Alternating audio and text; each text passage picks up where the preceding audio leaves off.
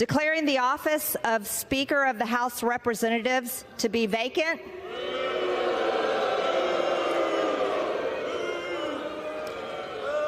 This is the uniparty for the American people watching.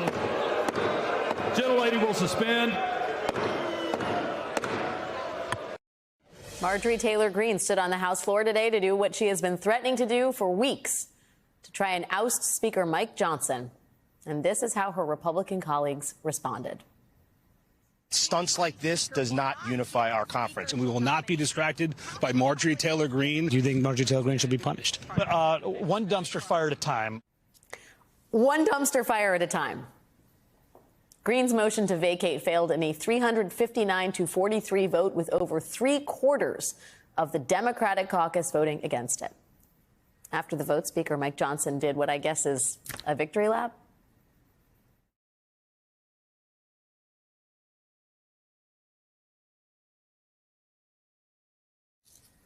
Joining me now is Brendan Buck, MSNBC political analyst and former press secretary to House Speaker John Boehner. And back with me is former Senator Claire McCaskill. Brendan, Marjorie Taylor Greene versus the Uniparty. Who's winning? Clearly the Uniparty, if that's a thing. Look, I think this was actually a really important vote for the House. I mean, for a really long time, we have been paying way too much attention to really unserious people like Marjorie Taylor Greene. And I think for once, not just the Republicans or the Democrats, the institution stood up for itself a little bit and said, we're not going to do this anymore.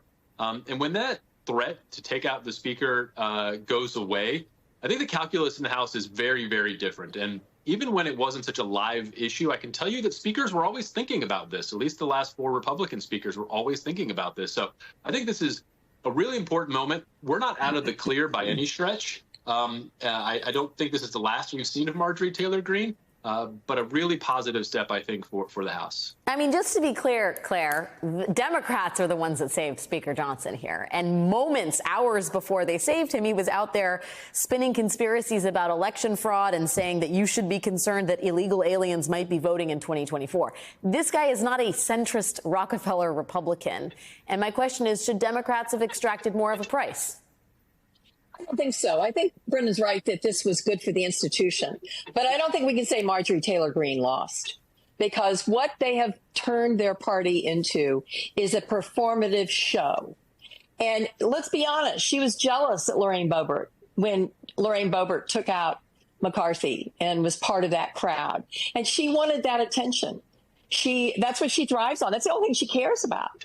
And she knows that the base of the Republican Party is not interested in solving any problems. They are more interested in tearing down government.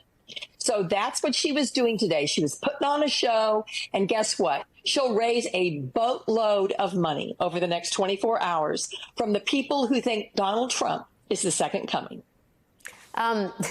To that end, and to your point earlier, Brendan, Donald Trump truth socialed today. I absolutely love Marjorie Taylor Greene. However, right now, Republicans have to be fighting the radical left Democrats. With a majority of 1 shortly growing to 3 or 4, we're not in a position of voting on a motion to vacate. At some point, we may very well be, but this is not the time. I mean, if you're Mike Johnson, aren't you kind of like, with friends like these, who needs enemies? I mean, not even taking a motion to vacate off the table. Yeah, how about that for a lifeline? And Kevin McCarthy found that out too. Kevin McCarthy did really everything that he thought he could to keep Donald Trump in a good place, and it didn't really save him. I think we should appreciate, to your point earlier about Democrats saving him, Johnson lost about the same number of votes as Kevin McCarthy did. The obvious, very different dynamic here is Democrats were there. I think the question that we all need to be thinking about is, if Marjorie Taylor Greene does this again a week from now, or 2 weeks from now, or a month from now, how long are Democrats going to be able to stomach saving him? I think they got something for this the first time. It was bringing up Ukraine aid. But there's going to be a lot of things that Mike Johnson's going to need to do over the next few months to try to get him back in good graces with conservatives. This is a guy who wants to be speaker again if Republicans win back the House. So he's going to want to do something to mend some offenses there.